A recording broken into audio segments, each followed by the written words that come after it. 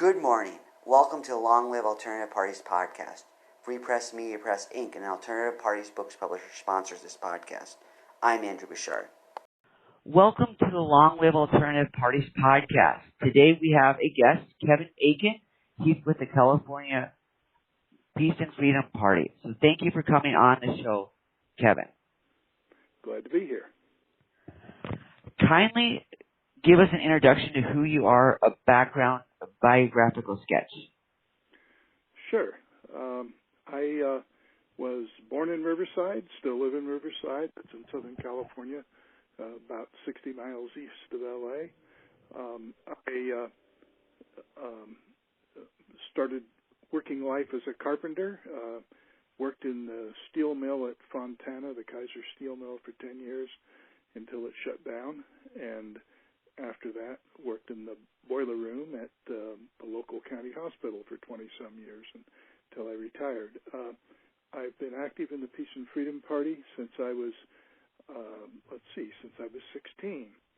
It was founded in 1967, shortly before my 17th birthday. And I worked at that time as a bird dog for registrars. Registrars had to be strictly nonpartisan, so a partisan person who's bringing people to a registrar to register them in a particular party is called a bird dog. That all went out with postcard registration. But so I've been organizing and doing work for the Peace and Freedom Party for a good long time, since 1967 when it was founded. The Peace and Freedom Party is a left party. We're to the left of the Democrats, and I've always been to the left of the Democrats.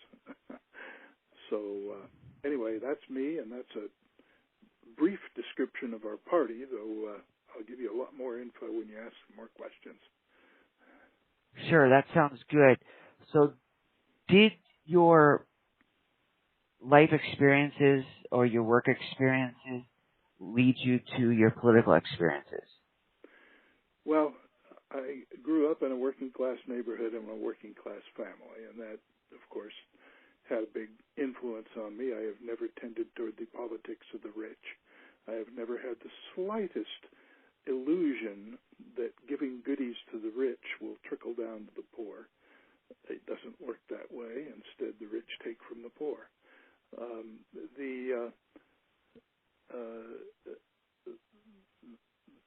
The main way that the Peace and Freedom Party looks at any given political question is what is good for working people. And when you use that question, when you set aside the illusory notion that we can have a platform that's good for everybody, rich as well as poor, when you realize that what's good for humanity is what's good for the working class, then when you use that question, what's good for working people, you can analyze each and every political question with some meaning and some consistency. And my life as a member of a working class family and then a worker all my life made it real plain to me that what's good for working people is what's good for humanity. Okay, so would you define working class as those who don't own the means of production, whether they're white-collar or blue-collar workers? Oh, sure. Color of the collar doesn't matter a bit. Basically, anybody who's eligible to join a union is certainly a member of the working class. You have a lot of people who once upon a time weren't members of the proletariat. That is, they were, independent craftspeople and so on. But as time goes on, the capitalists make sure that everybody is subject to their rule, so nobody can be independent. It used to be, for example, that teachers were considered, independent scholars, craftspeople. Not anymore. Teachers are union members because they desperately need unions to protect their rights and their wages. It used to be once upon a time that doctors were independent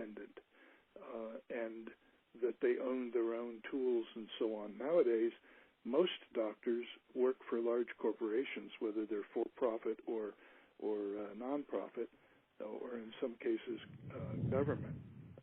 They work for large institutions, and doctors increasingly are joining unions because it's the only way that they can collectively defend their working conditions and their wages. So a lot of people who once upon a time were not considered members of the working class really are now. That's a steadily progressing phenomenon. Meanwhile, of course, everybody who works with their hands is a member of the working class. Everybody who works with their brain and their keyboard is a member of the working class. All the folks who work for wages are members of the working class.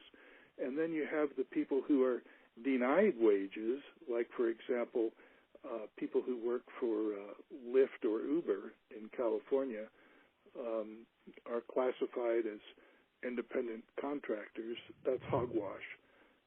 They're workers who are under the control of their employers, the big corporations, and they need unions too. But the working class includes the great majority of the American people, the great majority. All right, that sounds like a good understanding of that definition. So kindly outline the platform of the Peace and Freedom Party. Well, we have 5 basic things that we tell people we're for. Okay? We're against racism. We're for peace. We're for democracy. That's with a small d, not a capital D. We are for socialism, and we define that as democratic control by the working class of the means of production.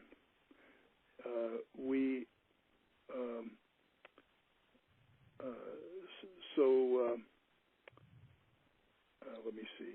I missed one. Oh, yes. And we are a feminist party in the sense that we are absolutely opposed to male supremacy or any kind of discrimination or domination of one group by another. We're against discrimination on the basis of gender, as well as on the basis of race, ancestry, and ability. Disability, et cetera, et cetera. These positions are ones that most people agree with until you get down to the details, and then they say, "Wait, but that means that I can't vote for Joe Biden because he's against most of that stuff." He's certainly against socialism. Anyway, that's what the Peace and Freedom Party is for. Okay. Looking at your website, I see it looks like you have good coalitions with other socialist groups such as the Party for Socialism and Liberation and the Socialist Party. Would you say that is accurate? Yes, it's accurate. All the various other left groups have their own positions on specific things. We don't necessarily agree with them, but we try not to get into the details of exactly how we think a future USA should look, because a lot of that's going to be determined as the struggle continues. So we're not going to get in fights with people over how many members there should be of a specific governmental body or whatever. We want the working class to be empowered, and the working class may find various different possible ways of empowering itself. And we want the billionaires completely eliminated.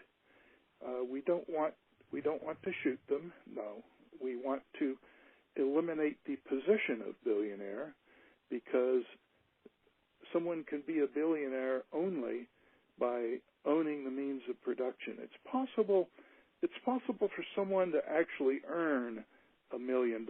They have to be very fortunate. But it's possible. For example, somebody who writes a book that sells very, very well, or a series of books that sell very, very well, can be said to have honestly earned $1 million, though that's quite unusual. Most people are barely able to earn rent and food money. But it's impossible for someone to honestly, decently become a billionaire. That requires that you exploit others, and usually you have to exploit others in rather unpleasant ways. So we don't want there to be any more billionaires. We want not only to tax their income, we want to tax their property. We want to appropriate the property of the billionaires to meet human needs. We don't see any need for billionaires. Billionaires, of course, will tell you, if you ask them and they're drunk enough to give you an honest answer, they'll tell you that they'd rather have somebody try to shoot them than try to expropriate them. The idea of doing an honest job for a living is just intolerable to them, and they certainly rather kill those who propose it than peacefully accept it if a majority goes for it. That's one reason why we have some very unpleasant things being done abroad, and we see them being done at home now too.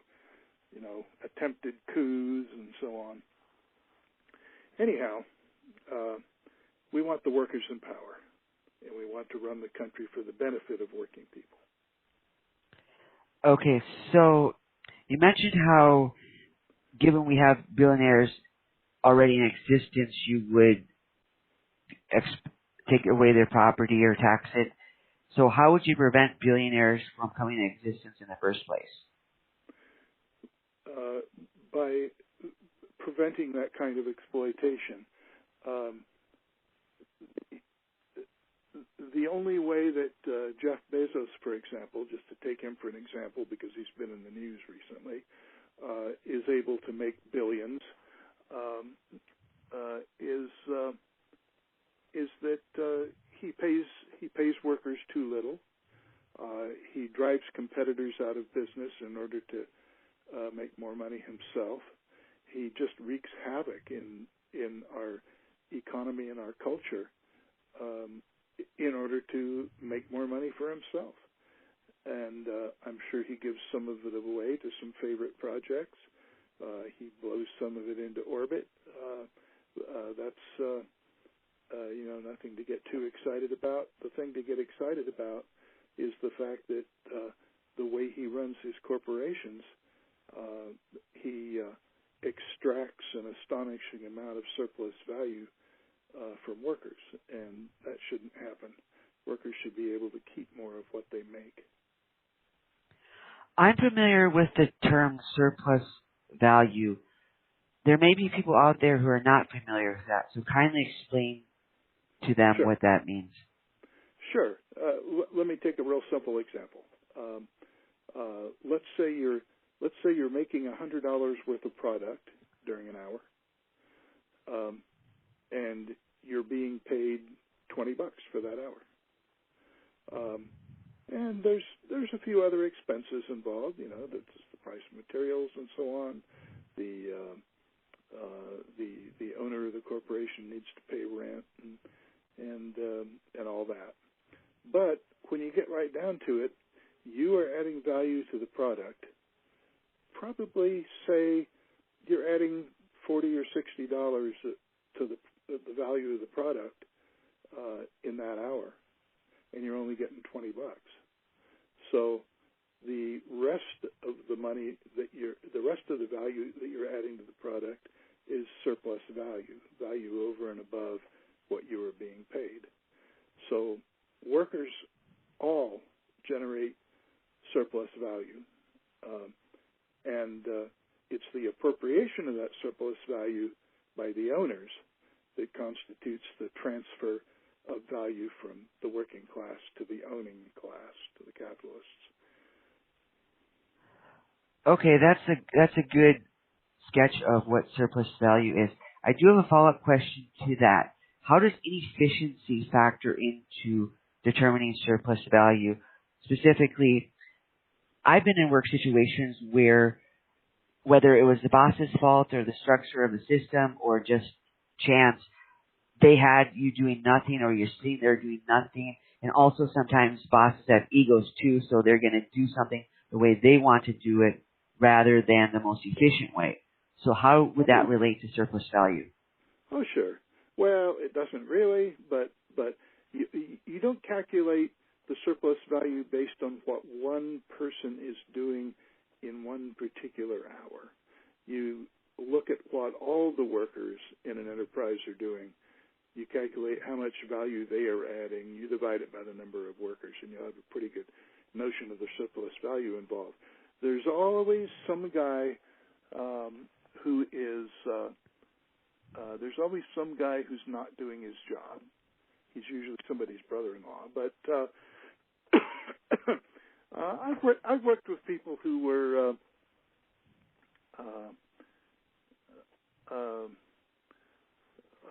let's see, not producing much surplus value, let alone earning their own wages.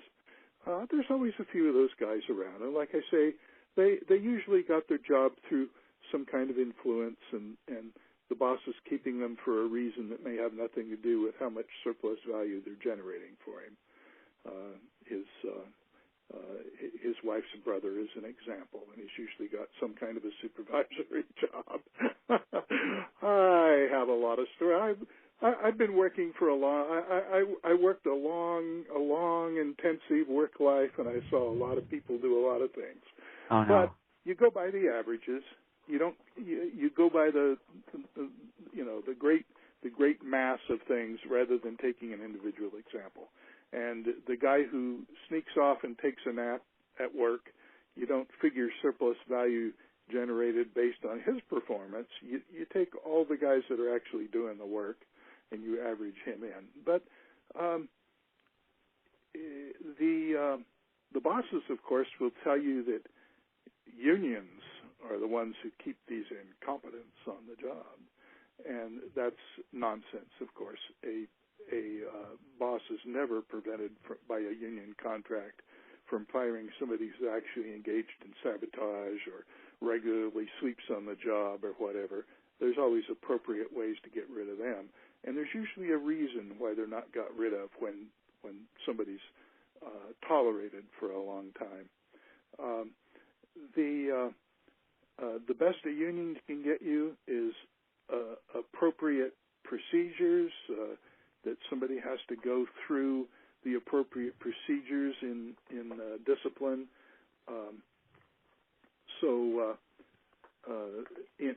In fact, if somebody's workers are not being very productive, it's the boss who's not doing the job properly. And I'll tell you, when workers get a chance to help with management, and in a lot of countries that's been the case at various times, they have little sympathy for screw-offs, and you'll find that the supervision can be more effective if it's pro-worker instead of anti-worker. Okay, that makes sense, because I've been in a lot of situations, or at least some situations, where the bosses don't know as much as they think they know, so they're being inefficient, yet they think they're contributing. They think they know how to do things, so that makes sense because you want to do the average.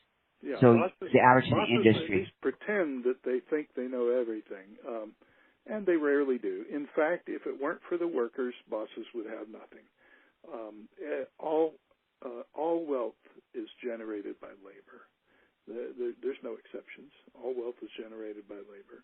So if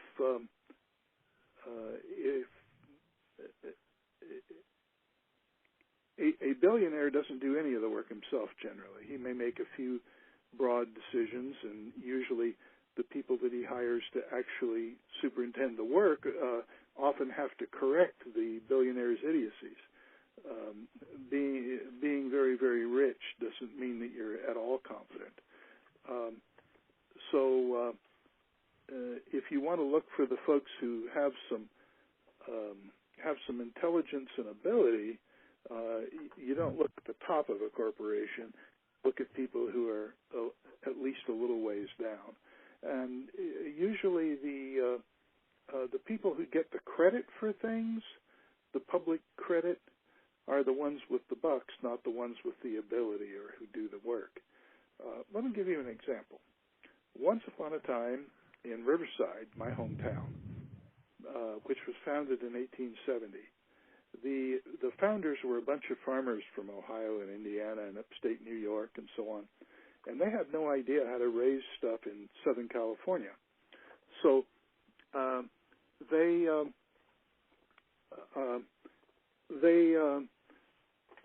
had like almost 100 crops that failed of various assorted things until they brought in oranges. And they were able to make money on oranges only because the Chinese workers who were in California at that time and available to work in citrus had experience in Guangdong province, China, working in orange groves. They had all the expertise, they had all the knowledge, they knew how to do all the work, they knew how to make the tools. There's a lot of tools involved in raising citrus. And they were able to make an astonishing amount of money by using the Chinese labor and expertise. Now, of course, everybody who got their name on a public building or whatever, because they made a whole lot of money from citrus, was some white guy. There were some immigrants from England who brought capital and set up doing orange groves, and some of the farmers from back east.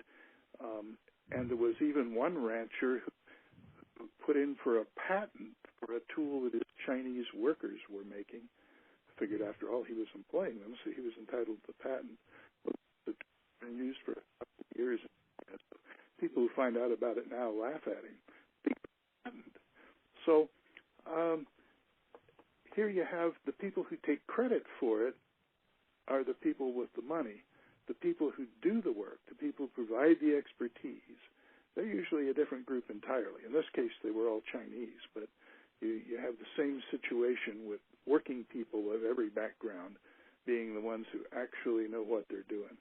I worked 10 years in a steel mill, and believe me, the folks who owned it couldn't have made one single ingot.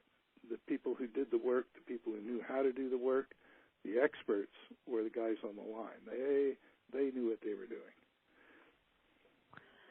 Okay? So it seems... I'm sorry, go ahead. That's okay. What's next? So it seems like what you're saying is whatever level of efficiency we have right now would increase many times if the workers had more control. It would increase. I don't know about many times. Many times requires technological change. It requires a lot of research. It requires people who are looking into new scientific fields. This last 30 years, a lot of the improvements in productivity are a result of not just mechanization, but using computers and so on. And that's going to continue. Productivity is going to continue to rise as long as science can be harnessed to not just the assembly line, but the figurative assembly line. And we have huge increases in productivity ahead of us, which are being held back by the structure of our society. Okay, that makes sense. So, your party has been around a long time. What do you attribute its longevity to? Well, we're the only party on the ballot in California that asks that question, what's good for working people? We are to the left of any other party on the California ballot. We've run candidates for all sorts of offices every couple of years since the 1968 election.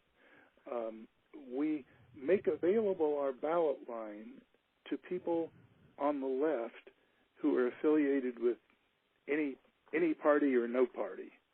So you look at our list of candidates over the years, and you'll see people who were affiliated with various other left groups, and you'll see people who were not affiliated with anybody but the Peace and Freedom Party. But the Peace and Freedom Party is not a sectarian group. We're a broad electoral umbrella, and we offer a ballot line to people who want to present left solutions, socialist solutions to the problems inflicted upon us by the billionaires. Okay, sounds good. So I see on your website you have something called Suds, Snacks, and Socialism. Kindly explain that to our audience. Okay, that's a local event. It's not quite weekly, but it's on weekends in the Bay Area, in the East Bay. I think it's in Berkeley or Oakland, and the Peace and Freedom Party people in Berkeley and Oakland originated it, but they've since incorporated other people in the organization of it, and there's some Green Party people and some various other people involved in organizing it, and their speeches or forums. The Suds is because they were normally held in a beer bar until a year and a half ago. So people could eat and maybe have a beer and listen to and participate in discussion about some political question. And I think they're a great thing, and they get announced on our website. I'm in Southern California, so I don't get to go to them. And I think they'll be having them in person again soon if the Delta variant doesn't prevent that. But when the pandemic is over, we'll certainly be having a lot more events in person. I think that they've been online recently, so it's possible for someone anywhere to look them up on our website and join online. So you might want to look at our website and see what you can find. There's also local events in other areas now and then. This particular one, that Suds, Snacks, and Socialism, that particular one has been going on for some years now. Okay. So I looked at your website and I see, if I look correctly, that you have a candidate who's running for office in 2022. Did I see correctly? Yes, actually we have several candidates. We have one candidate for Congress. Weirdly, we do not know the district number because they haven't done the redistricting because the Trump administration screwed up the census, so things are being delayed. But by the end of the year, we'll know what the district number is. It's in the old 50th district. California will have only 52 Congress members instead of 53 this year, so that'll mean things will get renumbered a little bit. And all of the boundaries will change a little bit. But that's down in San Diego County, and we've got an excellent candidate for Congress there. He ran 2 years ago, too. And Jose Cortez is running for Congress in San Diego County. It'll be the 49th or 50th or 51st or something like that district. We don't know the district number yet. We also have some candidates for statewide office. We're currently recruiting candidates for statewide office. We know that we have John Parker running for U.S. Senate. These people will all be up for a vote in the June primary of 2022. And we have Natalie Freese running for insurance commissioner. She's run before and always got a substantial vote. It's important to us to make sure that we have some good candidates in the election because we need to get more than 2% of the vote for one or more offices in June 2022 in order to retain our ballot position. We're sure that that'll happen. We're running some good candidates, and anyway, we'll have some more candidates to be announced soon. Our Central Committee meeting is next Sunday, the 8th of August, and we'll have some news out of that. Okay. So how would the Peace and Freedom Party change things shall your insurance commissioner win? Well, it's definitely time to have public health insurance. The mess of the health insurance program, if you can call it that, right now, which is mostly private, is an unholy mess, and we're definitely for socialized medicine, the best possible care for everybody. We believe that most of the money spent on health care in this country is basically wasted, although, of course, the profiteers don't think it's wasted because they get to keep it. So as far as they're concerned, it's a terrible waste to use money to improve people's health. Improving their profits is the only thing they're truly concerned about. Anyway, we want to take the profiteering out of health care. We're for an improved Medicare for all system. You'll find that folks who are on Medicare only complain about the charges that they get. We would eliminate those and extend it to everybody. Okay. And there's many other reforms necessary in the field of insurance, and the insurance commissioner actually has a lot of power to review and make rulings on questions having to do with the insurance industry. Anyway, check out. We'll have some specific campaigning going on for that over the next few months. Of course, not too much because the election's next year in June, but certainly during all of the first half of 2022, if you check out our website, you'll be able to see stuff about a lot of candidates and their positions and their proposals and so on. And it's also possible through our website to look up past campaigns and see the things that our candidates have said in the past who were running for various offices. All right. So since you're chair of the Peace and Freedom Party, what responsibilities does the chair of your party have? Well, we have bylaws that rule how we operate. There's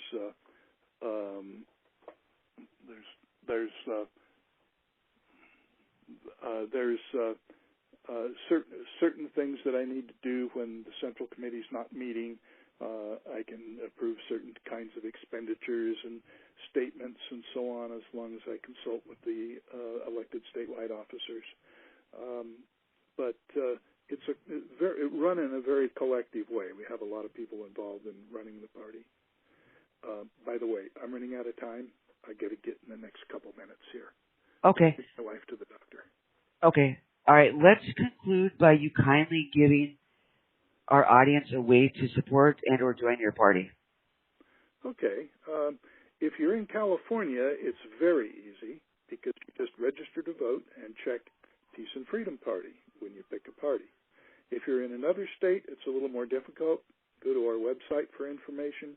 It's possible to get yourself on mailing lists and so on. We're anxious to organize the Peace and Freedom Party in some other states.